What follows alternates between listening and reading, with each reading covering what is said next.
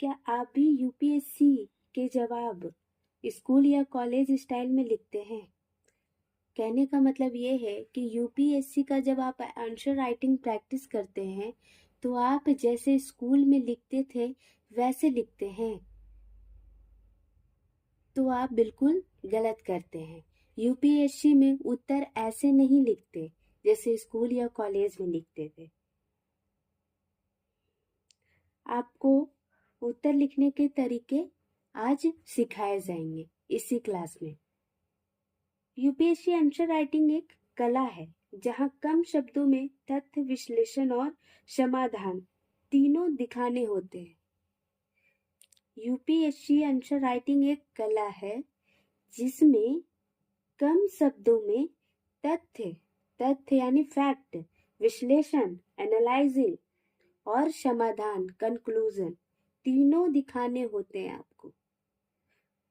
जितने आपको word target मिले, मान लीजिए 150, तो 150 वर्ड में आपको total fact, conclusion, analysing plus conclusion आपको दिखा देने हैं।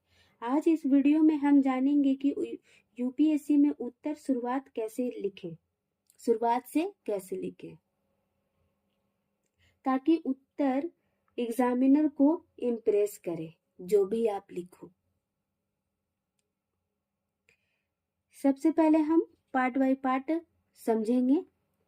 सबसे पहले बात करते हैं भाषा की, लैंग्वेज की।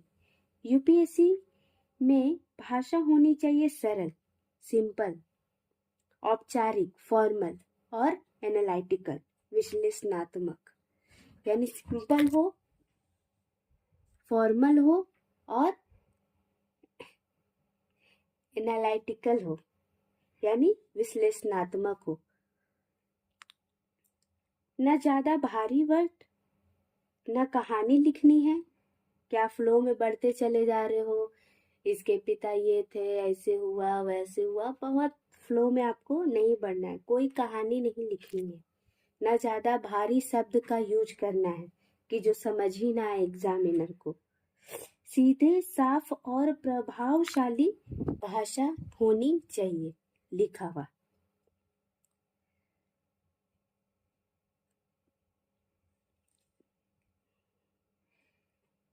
दूसरी बात, उत्तर की सही लंबाई, लेंथ। 10 मार्क्स के लिए, 15 मार्क्स के लिए 10 अंकों के प्रश्न में लगभग 150 शब्द का टारगेट दिया रहता है और आपको ध्यान रखना है कि 150 से 160 शब्द से ज्यादा ना हो। और 15 अंक में प्रश्न में लगभग 250 वर्ड होते हैं, 250 शब्द। आपको ध्यान देना है कि 250 से 60 हो सकते हैं, ऐसा नहीं आपको काउंट करना है, लेकिन उससे बहुत ज्यादा ना हो। इससे ज्यादा लिखा तो समय बर्बाद, कम लिखा तो नंबर कटेंगे। ठीक है। पार्ट 3 में आपको करना है फोकस। क्या फोकस करना है? Fact plus analysing. यूपीएससी का उत्तर सिर्फ तथ्य नहीं मांगता है, वो चाहता है कि फैक्ट भी हो और प्लस एनालाइज भी किया हुआ हो। मल्टी डायमेंशनल अप्रोच, जिससे सामाजिक, आर्थिक, राजनीतिक, संवैधानिक और नैतिक हर एंगल से आप उत्तर को आंसर को लिखिए, उत्तर को लिखिए। उसमें ऐड कीजिए कि ये सामाजिक तौर पे क्या है, इसका कंडीशन है, आर्थिक पर कैसा है, इकोनॉमिक्स कैसा है, पॉलिटिक्स कैसा है और नैतिकता के अकॉर्डिंग क्या होना चाहिए। पार्ट 4 आगे जानेंगे हम। शुरुआत कैसे करें? आंसर स्ट्रक्चर सबसे जरूरी है। अब आते हैं सबसे इंपॉर्टेंट हिस्से पर, उत्तर की संरचना।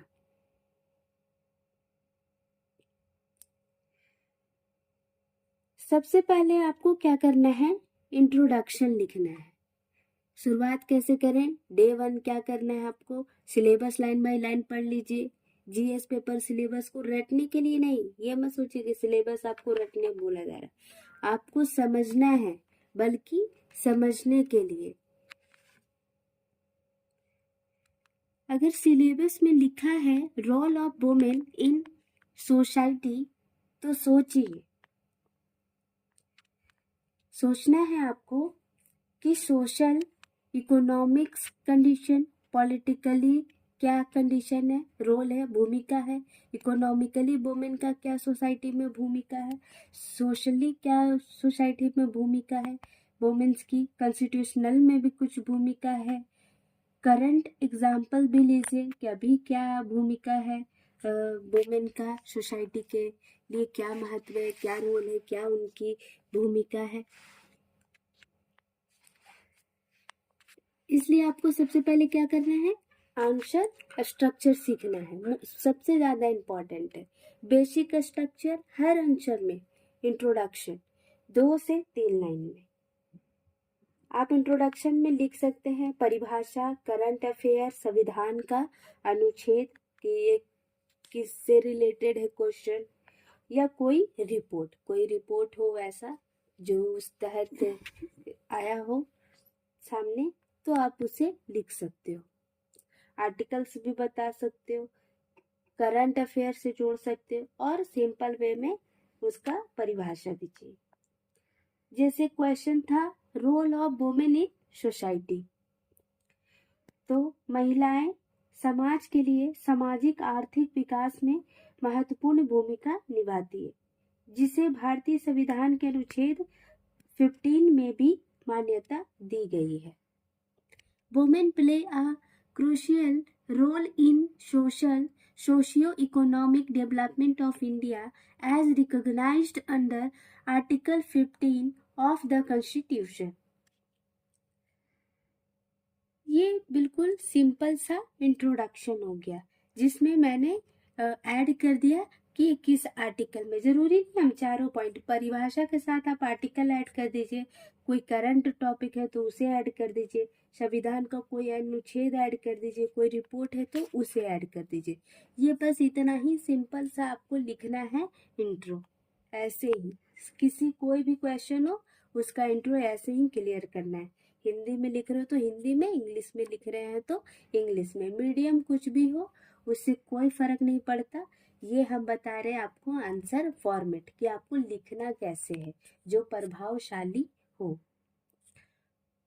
बॉडी, अब आ गया मेन कंटेंट। मेन कंटेंट में क्या लिखना है आपको, ये तो इंट्रो हो गया जो आपको 2 मार्क्स दिला देंगे, 10 मार्क्स का होगा तो। नेक्स्ट हो गया बॉडी। बॉडी को पॉइंट प्लस हेडलाइन में लिखिए। बॉडी हमेशा लिखाएगा हेडिंग, सब हेडिंग और बुलेट पॉइंट के रूप में। एग्जाम्पल के तौर पे समझते हुए चलते हैं। सामाजिक भूमिका, सोशल रोल, फैमिली स्टेबिलिटी, परिवार की स्थिरता, एजुकेशन ऑफ चिल्ड्रन, बच्चों की शिक्षा, आर्थिक भूमिका, इकोनॉमिक रोल, वर्कफोर्स पार्टिसिपेशन,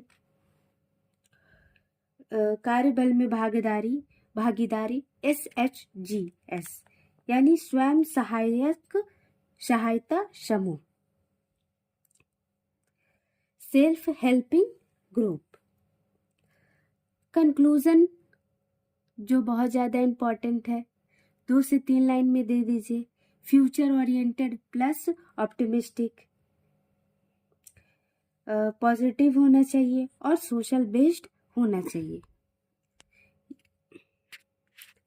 जैसे empowering women through education and skill development is essential for achieving inclusive growth and sustainable development goals।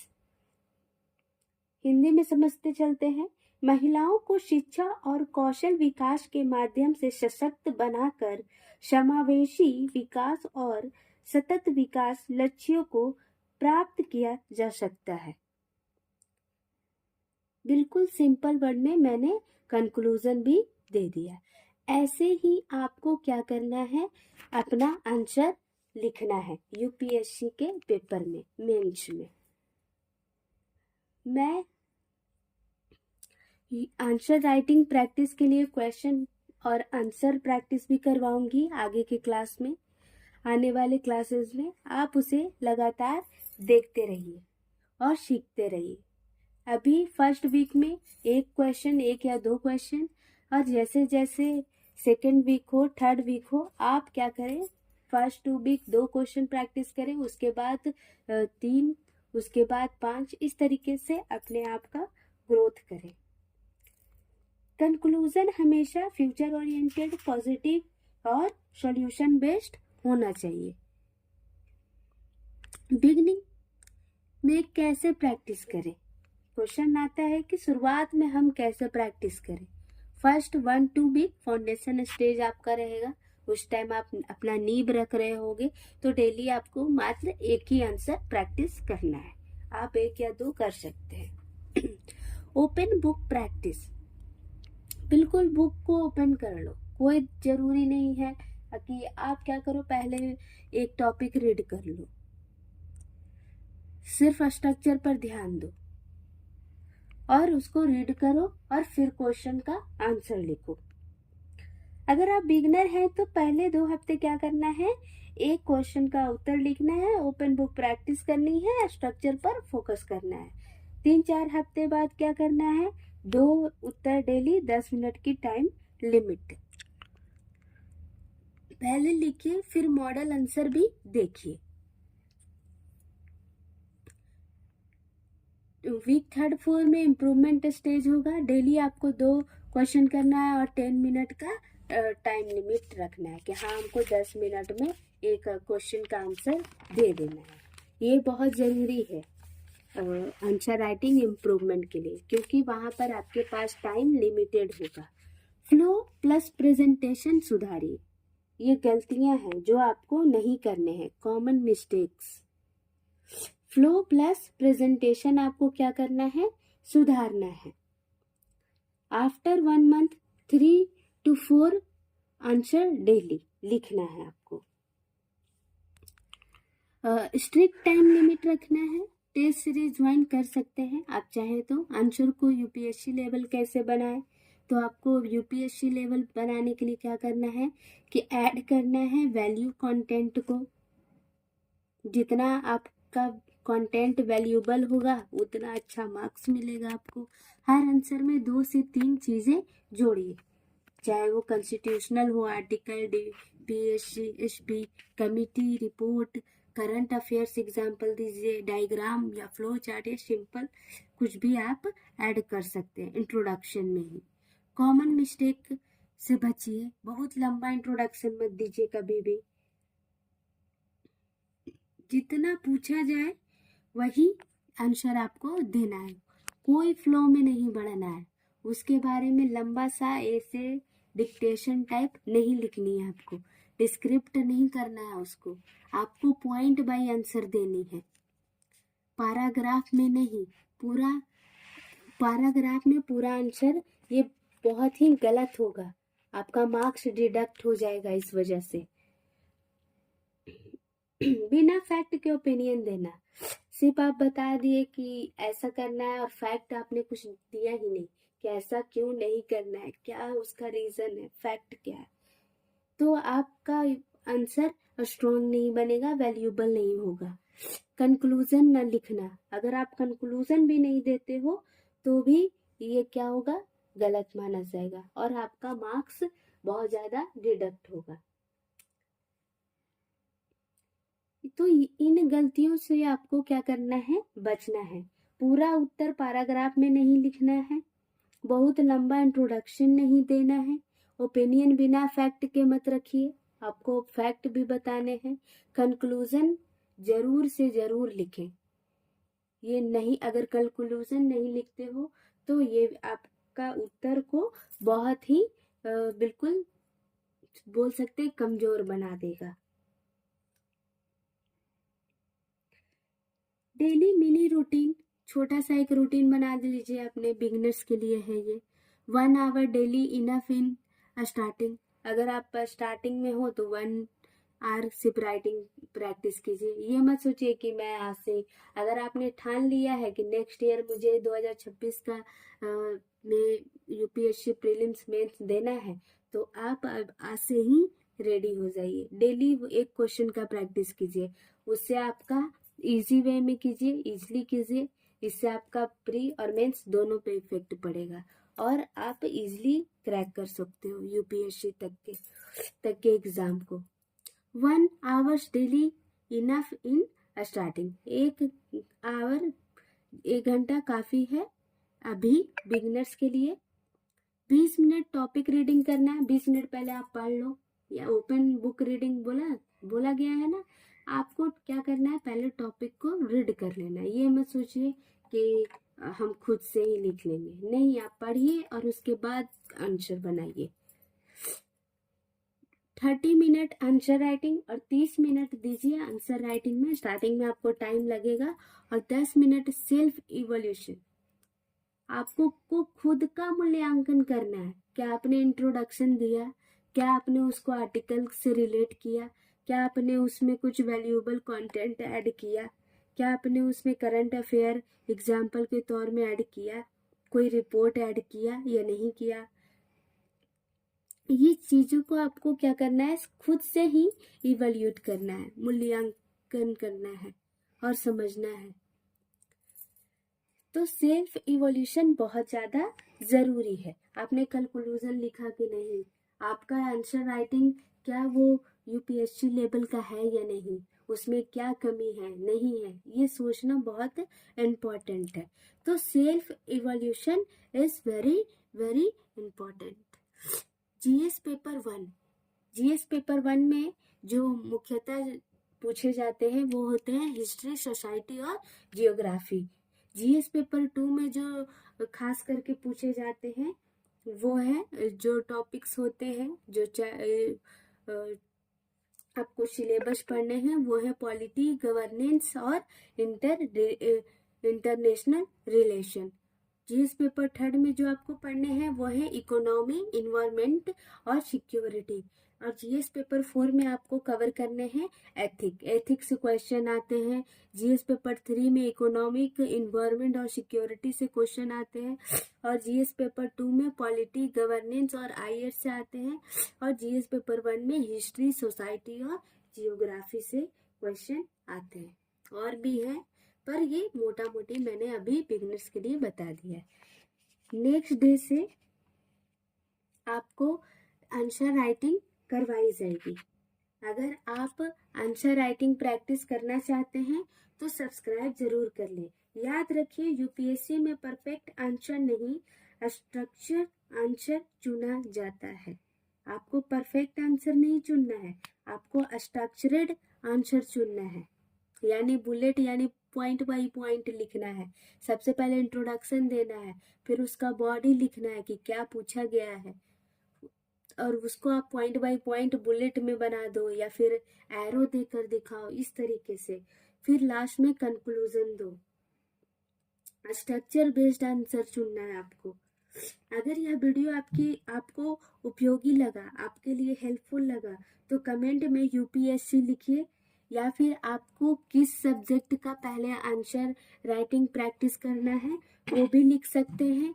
अगर कोई क्वेश्चन है आपके मन में तो आप उसे भी लिख सकते हैं। और ऐसे ही सरल, प्रैक्टिकल और एग्जाम ओरिएंटेड कंटेंट के लिए चैनल को सब्सक्राइब ज़रूर कर लें। नेक्स्ट डे हम लोग स्टार्ट करने वाले हैं UPSC answer writing from beginning से बिल्कुल स्टार्टिंग समझिए, आज से ही जैसे शुरू कर रहे हैं वैसे ही शुरू करेंगे। तो मिलते हैं नेक्स्ट क्लास में, तब तक के लिए keep learning, have a nice day, thank you.